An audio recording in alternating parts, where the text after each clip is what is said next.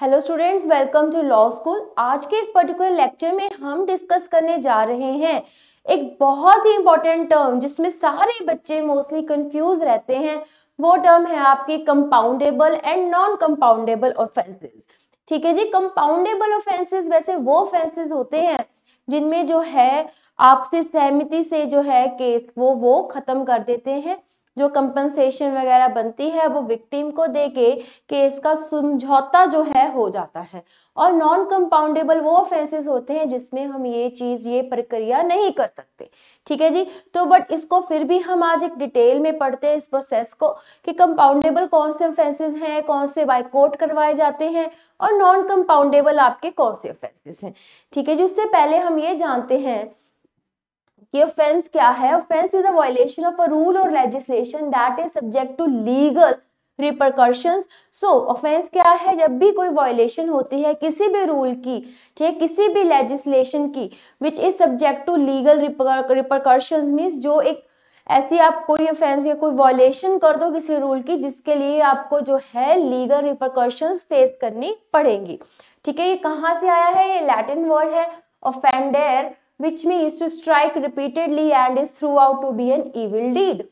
So offense आपका कहाँ defined है जी? ये आपका CRPC में कोड ऑफ क्रिमिनल प्रोसीजर 1973 में सेक्शन 2N में डिफाइंड है। A criminal or illegal activity that is penalized by the law is called an offense. ठीक है जी। Any criminal or any illegal activity which is penalized means which is given, which has having punishment, the punishment which is given in your IPC, right? Because IPC is your substantive law and CRPC is your procedural law. Clear?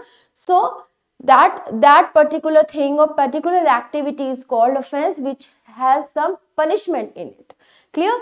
आगे चलते हैं। Compoundable offence का meaning क्या है? Compoundable offences are those offence that can be remedied through an agreement between the parties. So it can be remedied through the agreement between the parties. The wronged party receives some sort of payment or satisfaction exchange for not pressing charges against the guilty.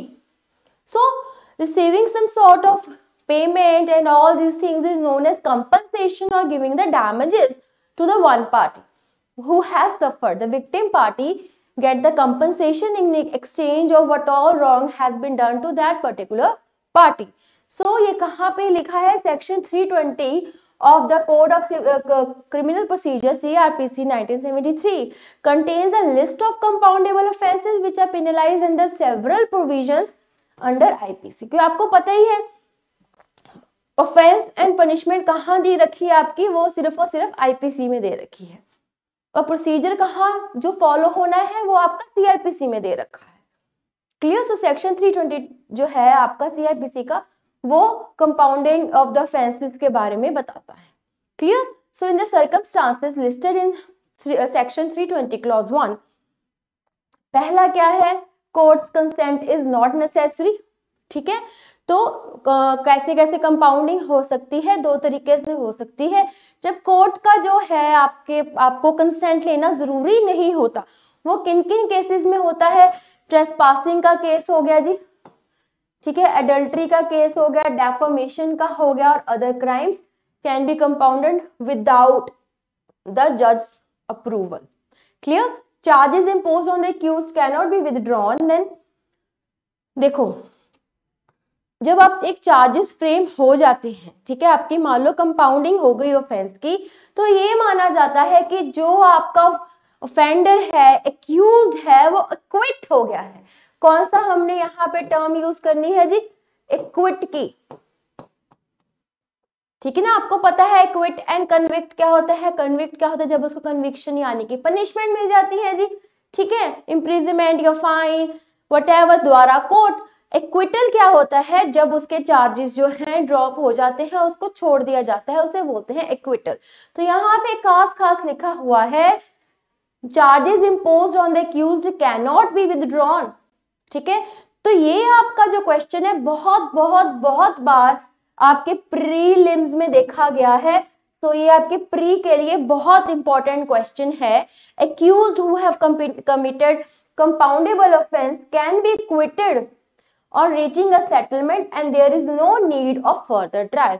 सो यहाँ बहुत बार acquitted पे question आ जाता है कि क्या उसका discharge हो गया है, क्या बोलते हैं उस टर्म को, या फिर वो एक्विट होता है कि नहीं।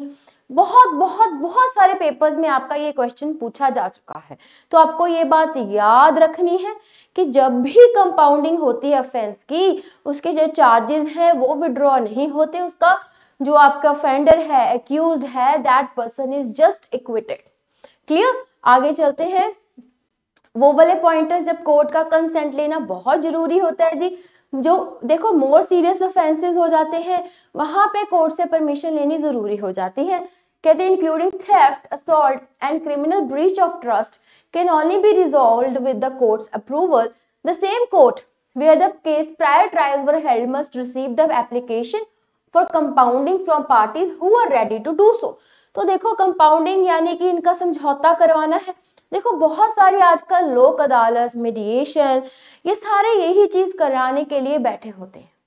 ठीक है, तो जब भी देखो, अब ये कुछ ऑफेंसेस ऐसे हैं, मान लो जहां पे भी आपका केस लगा है, किसी भी कोर्ट में आपका केस लगा है, तो वो ही जो है अगर सीरियस ऑफेंसेस होंगे तो उनके पास ही पावर है कि वो आपको कंपाउंडिंग के लिए आप एप्लीकेशन दो और वो आपको परमिशन दे देंगे, कंसेंट दे देंगे कि ठीक है जी आप कंपाउंडिंग कर लो। Clear? If the charge is compounded in a way that is equivalent to how the accused would have exonerated in a court trial, the accused is deemed to have been exonerated.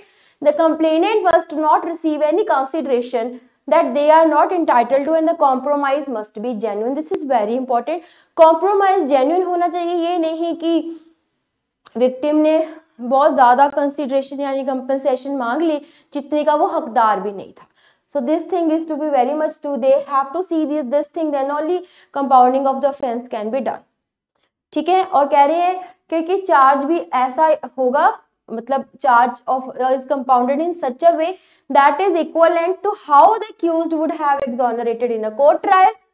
मतलब जितना उसको court का trial भी रहता, अगर जितने भी उसको मिलनी थी उस अकॉर्डिंग ही जो है कंपनसेशन या जो भी है वो कोर्ट डिसाइड करके बता देगा। क्लियर? आगे चलते हैं। Even if an offence is compoundable under section 320 of the code, Supreme Court concluded in a Bhagyawan Das versus the state of Uttarakhand and others that a court has the discretion to refuse a motion of to compound an offense with social consequence. So if court will feel that due to the social consequences compounding of this particular offense can't be done, and उस cases में court के पास discretion है, वो मना कर सकती है कि कंपाउंडिंग नहीं होगी। क्लियर?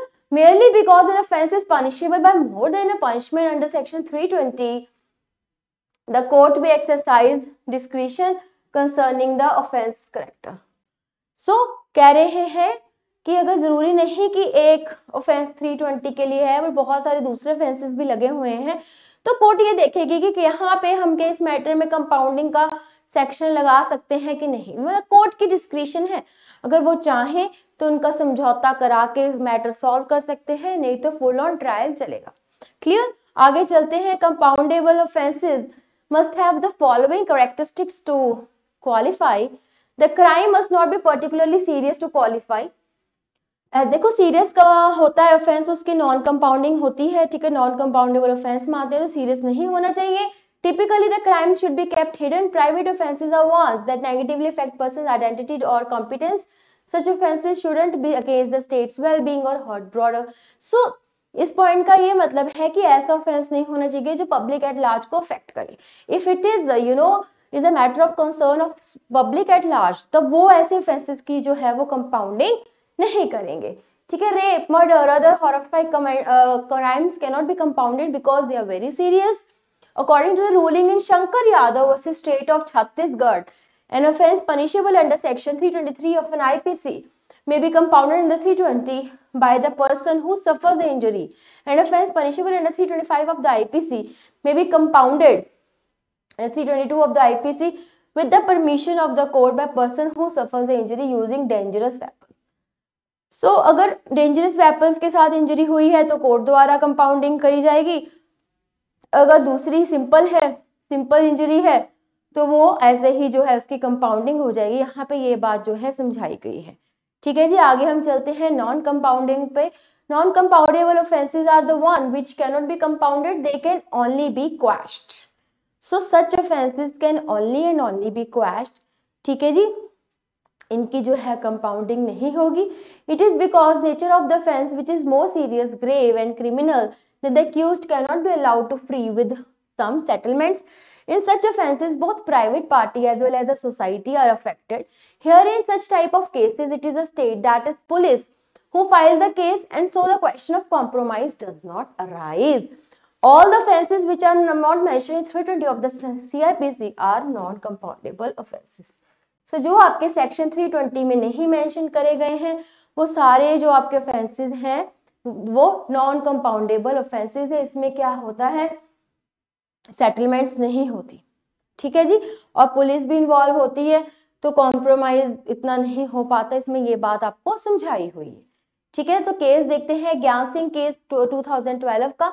इसमें रूल करा गया था कि high courts can not dismiss criminal matters that are serious and heinous और that are related to public interest. तो देखो, ये हमने पॉइंट पहले भी पढ़ चुके हैं कि कंपाउंडेबल वो ही ऑफेंसेस हैं जो सोशल इंटरेस्ट के नहीं है।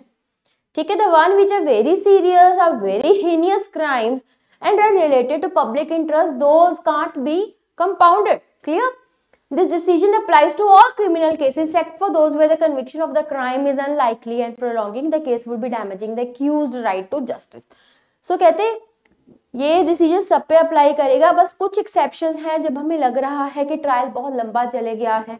ठीक है, इतनी तो उसको पनिशमेंट भी नहीं मिलनी थी जितना लंबा ट्रायल चले गया है, जिससे एक्यूज का जो राइट टू जस्टिस है वो अफेक्ट हो रहा है, तो उन केसेस में जो है कंपाउंडिंग कर देते हैं। ठीक है जी, under 482 of the CrPC the high courts have the authority to resolve private offences like dowry that result from the family disputes और marriage.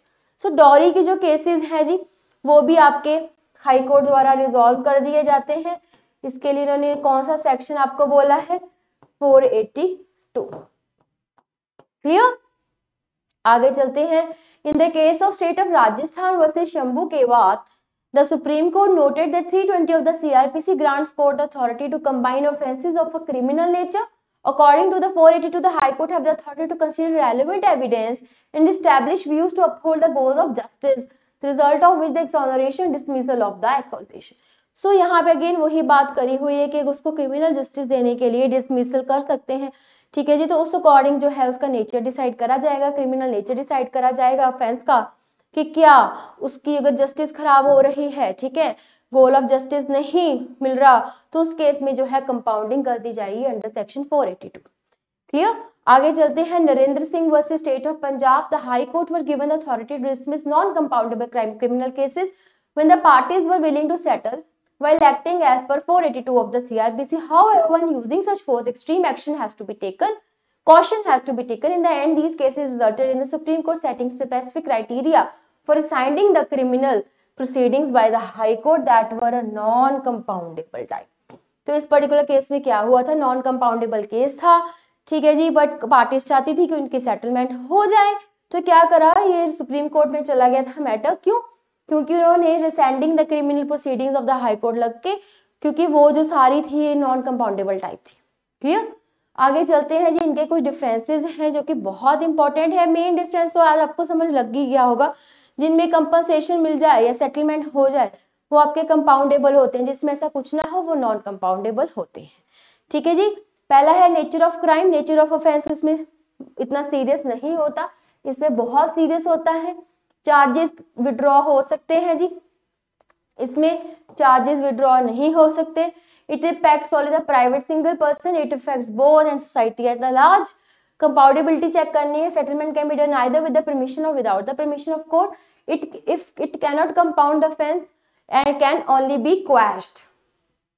This is very much important. ये भी प्रीलिम्स में बहुत बार पूछा जा चुका है कि नॉन कंपाउंडेबल ऑफेंसेस हैं कि इनको कंपाउंड नहीं कर सकते, they can only be quashed. Clear, filing of the case, it is by the private person, it is by the state. 320 of the CRPC contains offenses that can be compoundable and any offense which is not included in the 320 वो क्या हो जाते हैं आपके non compoundable offences. ठीक है, example कौन कौन से हैं, थेफ्ट, ग्रीवियस और डेफामेशन, ट्रेसपास या मर्डर, किडनैपिंग, रेप वगैरह के आपके नॉन कंपाउंडेबल ऑफेंसेस में आ जाएंगे। Clear students? तो ये था आपका compoundable and non compoundable offences. I hope आज की इस क्लास में आपको ये कंसेप्ट एकदम से क्रिस्टल क्लियर हो गया है कि आपके कंपाउंडेबल कौन से ऑफेंसेस होते हैं और नॉन कंपाउंडेबल कौन से ऑफेंसेस होते हैं, और किन किन केसेस में है नॉन कंपाउंडेबल जो ऑफेंसेस है वो रिजॉल्व कर देते जाते हैं अंडर सेक्शन 482। ठीक है जी, so that's all in today's video. मिलते हैं अब हम नेक्स्ट वीडियो में।